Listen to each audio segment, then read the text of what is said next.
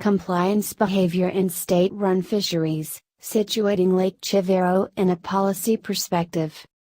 This article is written by two authors. First author Tom. Last author Emmanuel Munmo. Contribution and originality of the study is that, this article is a result of a unique study on compliance behavior of fishers at Lake Chivero in Zimbabwe as a policy issue. The study contributes to the limited empirical knowledge and literature on creating policy options that sustain both the fish resources and the well-being of the fishers in state-run fisheries. Parks and wildlife facilities are intended to contribute people's well-being socially and economically. This aim puts parks and wildlife management and policy. Appropriate management of parks and wildlife for wider social well-being is essential. This paper brings out the issues in compliance behavior of fishers in Zimbabwe's state-run lakes.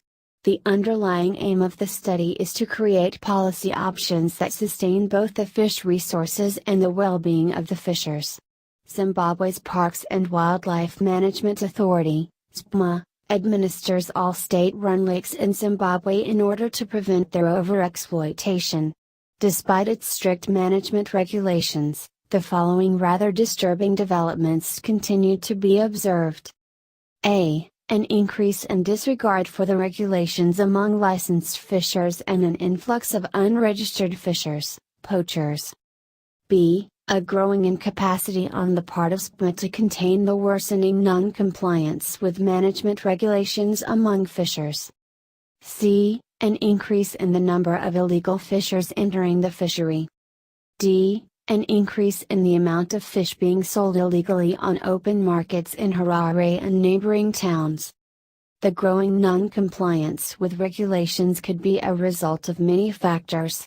Firstly, the worsening economic problems, the rising unemployment as well as the ever-spiraling prices of beef mean that some people are finding fish to be the next cheaper substitute. Secondly, the rather narrow and state-centrist approach to fisheries management little considers the practical concerns of fishers, giving them no incentive to comply with the regulations. Thirdly, because of the above, the regulations are low in legitimacy, making them less self-enforcing and costly to enforce. At a policy level, the study attempts to find ways of making the existing fisheries management structures, policies and practices at the fishery command more respect and acceptance among fisheries, whilst creating a conducive environment for the fishers to enhance their well-being through fishing. The following main recommendations were made. A. Greater attention be paid to the legitimacy aspects of the regulatory institutions as well as the regulations.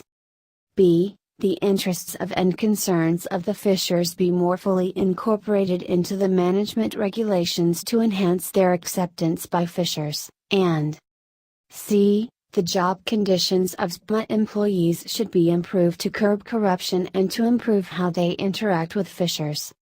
Thanks for watching this abstract video of International Journal of Public Policy and Administration Research Volume 2 Issue Number 2.